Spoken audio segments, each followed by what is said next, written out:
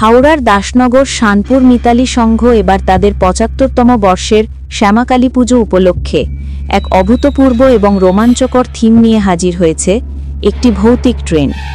এই অভিনব ভাবনা দেখতে প্রতিদিন দর্শনার্থীদের উপচে পড়া ভিড় লক্ষ্য করা যাচ্ছে। ছোট থেকে বড় সব বয়সের মানুষই এই ভৌতিক অভিজ্ঞতা নিতে ভিড় জমাচ্ছেন পুজো মণ্ডপে। মিতালি সংঘের পুজো মণ্ডপ এবার সেজে উঠেছে একটি ভৌতিক ট্রেনের আদলে, যা তার ভিতরে এবং প্ল্যাটফর্মে তৈরি করেছে এক রহস্যময় আলো আধারের পরিবেশ। এই পরিবেশে দর্শকদের গা ছমছমে অভিজ্ঞতা দিতে সাজানো হয়েছে বীভৎস সব ভৌতিক কাণ্ড কারখানা। ট্রেনের কামরার ভিতরে এবং প্ল্যাটফর্ম জুড়ে এমন সব দৃশ্য এবং সজ্জা তৈরি করা হয়েছে যা দেখে দর্শনার্থীরা রীতিমতো আতঙ্কিত হচ্ছেন, কিন্তু একই সাথে উপভোগ করছেন এই অভিনব অভিজ্ঞতা। এই পুজো শুধু এলাকার মানুষের জন্যই নয়, দূর দূরান্ত থেকেও মানুষজন আসছেন এই ভৌতিক ট্রেনের অভিজ্ঞতা নিতে।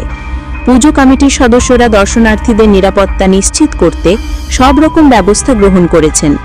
মিতালি সংঘের এই ৭৫তম বর্ষের ভৌতিক ট্রেন নিঃসন্দেহে এবারের পুজো মণ্ডপগুলির মধ্যে এক বিশেষ স্থান করে নিয়েছে এবং দর্শকদের মনে এক স্মরণীয় অভিজ্ঞতা উপহার দিচ্ছে।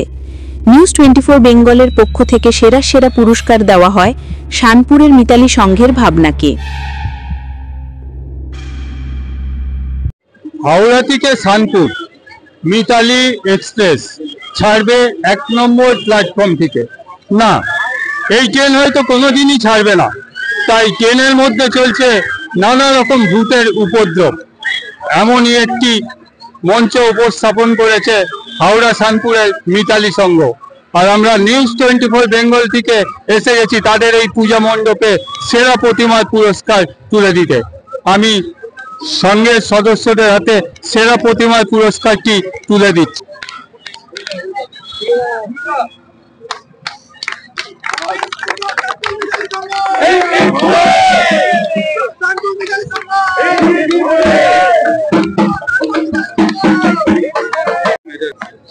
প্রথমেই আমাদের মিতালি সংঘের পক্ষ থেকে নিউজ 24 বাংলার আমরা স্বাগত জানাচ্ছি। আপনাদের সংবাদ যে প্রতিষ্ঠান, সেই প্রতিষ্ঠানকে স্বাগত জানাচ্ছি, নিউজ চ্যানেলকে। সবচেয়ে বড় বিষয় হচ্ছে যে এই শানপুর মিতালি সংঘ যে আপনাদের এই যে পুরস্কার আমরা পেয়েছি, এই জন্য প্রথমে কৃতজ্ঞতা। আর একটা বিষয় হচ্ছে যে আমরা প্রতিবারই এখানে, যেটা আমি দেখে আসছি, ক্লাবের উপদেষ্টা হিসেবে বলুন, যাই হিসেবে বলুন, ক্লাবের সদস্যদের অক্লান্ত পরিশ্রমে প্রতি বছরই নানা ধরনের একটা থিম থাকে। গতবারও একটা ছিল, ভূতের ব্যাপার ছিল। কালী পুজো মানে একটা ভূতের পরিবেশ, একটা অশরীরীদের ব্যাপার। এর বছরে একটা নতুন ভাবনা, যেটা দেখতেই পাচ্ছেন যে একদম ভিড় উপচে পড়েছে। হাওড়ার একটা প্রান্তে পুরো মানুষ এখানে রয়েছে।